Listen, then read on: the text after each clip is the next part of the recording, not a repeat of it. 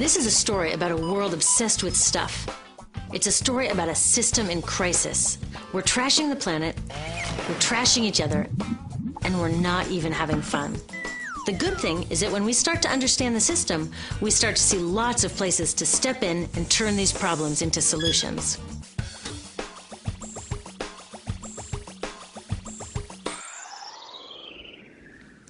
Can I tell you, I love my Pantene Pro V. Of the dozen or so personal care products that I use every day, it's the one I can't live without. It says it gives my dull hair the ultimate cool shine. How does it do that? I was wondering that while I was lathering it in my hair one day, so I read the ingredients right here.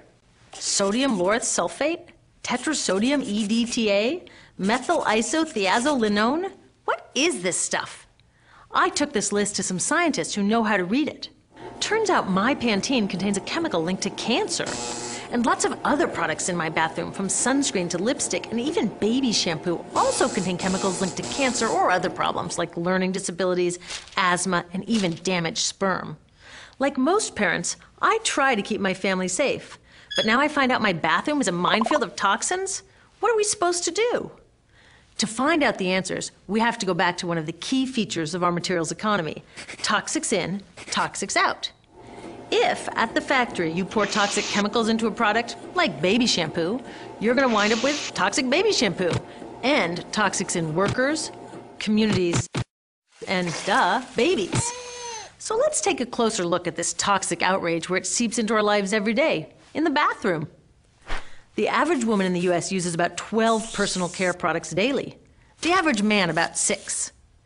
Each product containing a dozen or more chemicals. Less than 20% of chemicals in cosmetics have been assessed for safety by the industry's safety panel, so we just don't know what they do to us when we use them. Would you fly in an airline that only inspects 20% of its planes? Of course, not all of these chemicals are dangerous, but we know that many are. Some are carcinogens. That means that they can cause cancer.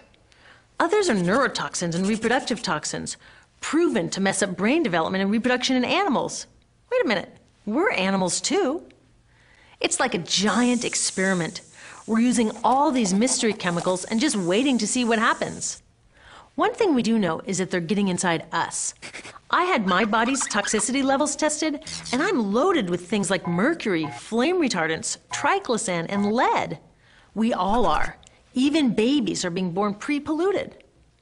Now, I know we can't live in a lead-free world, but do we have to put lead in our lipstick? I don't know. Maybe it's my fault. Maybe I just bought the wrong thing. At the store, the choices seem endless. I can get lipstick in 49 shades, or shampoo for hair that's too dry, oily, fine, limp, or frizzy. But what about the choices that really matter? Like the choice to buy products that are safe? It turns out the important decisions don't happen when I choose to take a product off the shelf. They happen when companies and governments decide what products should go on the shelves. So who are these companies? This is Procter & Gamble. They're the ones offering me Herbal Essences, the #2 shampoo in the country. It contains toxic petrochemicals made from oil. Since when is oil an herb? On cosmetics labels, words like herbal, natural, even organic have no legal definition. That means that anybody can put anything in a bottle and call it natural, and they do. I mean, can you imagine a top seller called Petro Essences? Gross. What's even nastier are hair relaxers marketed to 5-year-olds and skin whitening creams. These are super toxic, both in their ingredients and in the message they send about what beauty is. Oh, here's Estee Lauder offering me a chance to help find a cure for breast cancer. That's nice. But wait, they're also using chemicals linked to cancer. Don't you think the best way for Estee Lauder to fight cancer is to stop using those chemicals in the first place? So really, I get to choose between meaningless claims on a bottle. But these guys get the real choice about what goes into those bottles. And that happens back here, at the factories where they're formulated.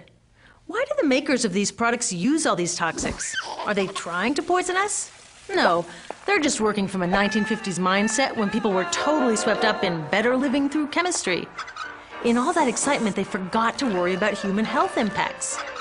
That was years ago, and they're still using these same old toxic chemicals. Today, big cosmetics companies say the doses of poison in their products are small enough to be harmless. Yeah, maybe if you use them once a year.